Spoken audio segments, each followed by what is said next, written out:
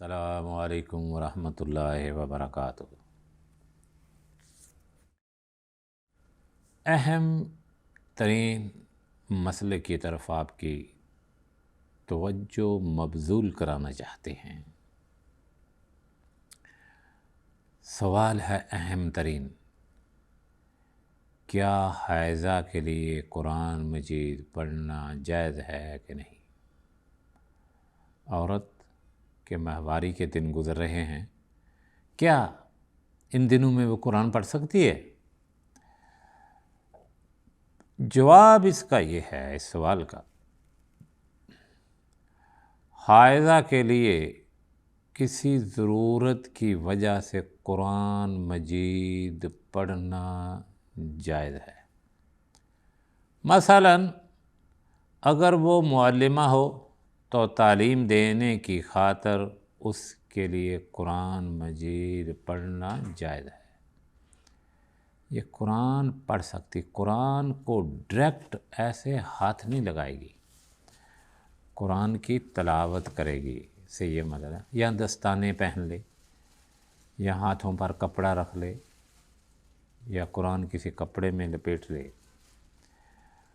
مجبوری اور ضرورت کے تحت حائضہ کے لیے کسی خاص ضرورت کی وجہ سے قرآن مجید پڑھنا جائز ہے، جس طرح کہ وہ معلمہ ہو، تعلیم دینے کے لیے قرآن پڑھ سکتی، یا وہ طالبہ ہو تو تعلیم حاصل کرنے کے لیے قرآن مجید پڑھ سکتی ہے، یا اگر وہ اپنے چھوٹے یا بڑے بچوں کو قرآن پڑھاتی ہو تو انہیں سکھانے کے لیے ان سے پہلے قرآن مجید کی آیات پڑھ سکتی ہے۔ خلاصہ یہ کہ حائضہ عورت اگر قرآن مجید پڑھنے کی ضرورت محسوس کرے تو اس کے لیے قرآن پڑھنا جائز ہے، اس میں کوئی حرج نہیں۔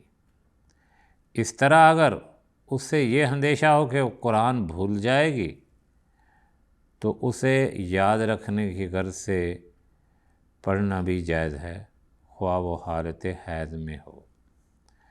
بعض اہل علم نے یہ کہا ہے کہ حائضہ کے لیے قرآن پڑھنا حرام ہے، جائز نہیں، خواہ وہ ضرورت کی وجہ سے ہو۔ گویا اس مسئلے میں 3 اقوال ہیں، جن میں سے زیادہ صحیح یہ ہے کہ جب اسے تعلیم و تعلم یا بھول جانے کے خوف کی وجہ سے قرآن مجید پڑھنے کی ضرورت ہو تو وہ پڑھ سکتی ہے، اس میں کوئی حرج نہیں ہے۔ آگے اس کے فوراً ایک مسئلہ اور ہے کہ جب عورت تمیز نہ کر سکے، فرق نہ کر سکے یہ حیض کا خون ہے یا استحاضہ کا، تو وہ اسے کون سا خون شمار کرے گی؟ تو اس کا جواب یہ ہے کہ عورت سے خارج ہونے والا خون حیض ہی کا خون ہوتا ہے، حتیٰ کہ یہ متعین ہو جائے کہ وہ استحاضہ کا خون ہے۔ لہذا جب تک یہ واضح نہ ہو کہ یہ استحاضہ کا خون ہے، اسے حیض کا خون شمار کیا جائے گا۔ اسی کے ساتھ ایک اہم ترین سوال اور معلق ہے، وہ یہ ہے کہ نماز کا وقت شروع ہو جانے کے بعد عورت اگر حائضہ ہو جائے تو اس کے بارے میں کیا حکم ہے؟ کیا وہ اس نماز کی قضا ادا کرے گی؟ جواب اس کا یہ ہے کہ اگر نماز کا وقت شروع ہو جانے کے بعد حیض جاری ہو، مثلاً زوال کے آدھا گھنٹے بعد حیض شروع ہو گیا، تو وہ حیض سے پاک ہونے کے بعد اس نماز کی قضا کرے گی جس کا وقت شروع ہو گیا تھا۔ کہ مثلاً ظہر کا وقت شروع ہو گیا تو اس نے نماز ابھی نہیں پڑھی تو حیض آ گیا، جب وہ پاک ہو جائے گی تو اس ظہر کی نماز پڑھے گی، کیونکہ وقت شروع ہو گیا تھا لیکن اس نے اس کو ادا نہیں کیا، تو اب حیض شروع ہو گیا تو ادا نہیں کر سکتی۔ جب کہ وہ ابھی پاک تھی، کیونکہ اللہ رب العزت نے فرمایا ان الصلاۃ کانت علی المؤمنین کتابا موقوتا، بے شک نماز کا مومنوں پر اوقات مقرر وقت میں ادا کرنا فرض ہے، بے شک نماز کا مومنوں پر اوقات مقررہ میں ادا کرنا فرض ہے۔ حیض کے وقت ترک کی جانے والی نمازوں کی وہ قضا ادا نہیں کرے گی، کیونکہ ایک طویل حدیث میں نبی اکرم صلی اللہ علیہ وسلم نے فرمایا الیس اذا حاضت لم تصلی ولم تصم، کیا یہ بات نہیں کہ حالت حیض میں وہ نماز پڑھتی ہے نہ روزہ رکھتی ہے، نمازوں کی قضا نہیں کرے گی، نمازوں کی قضا ادا نہیں کرے گی، لیکن روزوں کی کرے گی۔ اہل علم کا جمع ہے کہ وہ نمازوں کی قضا ادا نہیں کرے گی جو مدت حیض کے اثناء میں فوت ہو چکی ہے۔ اگر عورت اس وقت پاک ہو جب نماز کی ایک رکعت یا اس سے زیادہ کی مقدار کے مطابق وقت باقی ہو تو وہ اس وقت کی یہ نماز بھی بعد میں پڑھے گی جس میں وہ طاہر ہوئی، کیونکہ نبی اکرم صلی اللہ علیہ وسلم نے فرمایا من ادرک من العصر رکعۃ قبل ان تغرب الشمس فقد ادرک، جس نے غروب آفتاب سے پہلے عصر کی ایک رکعت پا لی اس نے عصر کو پا لیا۔ جب وہ عصر کے وقت یا طلوع آفتاب سے پہلے پاک ہو اور سورج کے غروب یا طلوع ہونے میں اتنا وقت باقی ہو کہ وہ ایک رکعت پڑھ سکتی ہو تو اسے پہلی صورت میں نماز عصر اور دوسری صورت میں نماز فجر پڑھنی ہوگی۔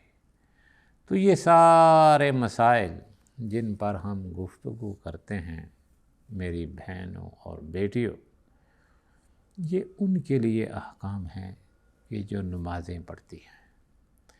دیکھو کس طرح نماز کی اہمیت کے بارے میں سوال ہو رہے ہیں، جواب ہو رہے ہیں، سوال ہو رہے ہیں، جواب دیے جا رہے ہیں، کتابیں لکھی گئیں، قرآن میں حدیث میں تلقین آئی ہے نمازوں کے بارے میں، لیکن مجھے یہ بتائیں کہ کتنے فیصد ہمارے بہن اور بھائی ہیں، ہماری بیٹیاں اور بیٹے ہیں نماز پڑھتے ہیں؟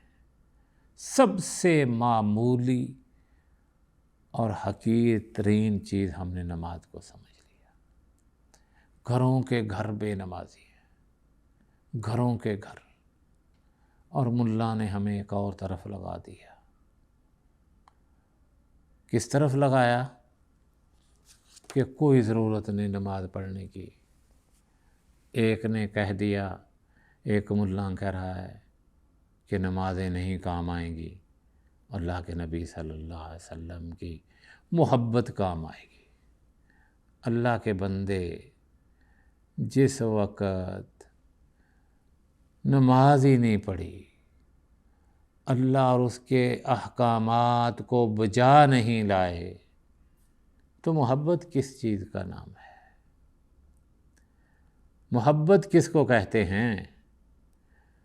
محبت میں سب سے پہلی شرط ہے کہ ان کے اللہ اور اس کے رسول کے جو احکامات ہیں ان پر عمل پیرا ہوا جائے، ان کو بجا لایا جائے، اور بغیر کسی تردد کے، بغیر کسی منطق اور فلسفے کے۔ بات کہتے ہیں ہم نماز پڑھتے تو ہیں لیکن ساری نہیں پڑھی جاتی۔ کتنی پڑھتے ہو؟ کہتے ہیں 2 پڑھ لیتے ہیں، دوسری چھوڑ دیتے ہیں۔ ایسے بات نہیں ہے۔ نمازیں 5 ہیں اور پانچوں کی پانچوں ہی پڑھنی پڑیں گی۔ اگر انسان نہیں پڑھتا تو وہ دائرہ اسلام سے خارج ہو جاتا ہے۔ تو اس لیے یہ نفاس کے احکام، حیض کے احکام، یہ صرف اس لیے ہے کہ نمازیں پڑھیں اور قبول بھی ہوں۔ اللہ رب العزت سے دعا ہے کہ وہ ہمیں 5 وقت کی نماز پڑھنے کی توفیق عطا فرمائے، اور اللہ رب العزت ہمارے گناہوں کو معاف فرما دے۔ اللہم صلی علی محمد وعلی آل محمد۔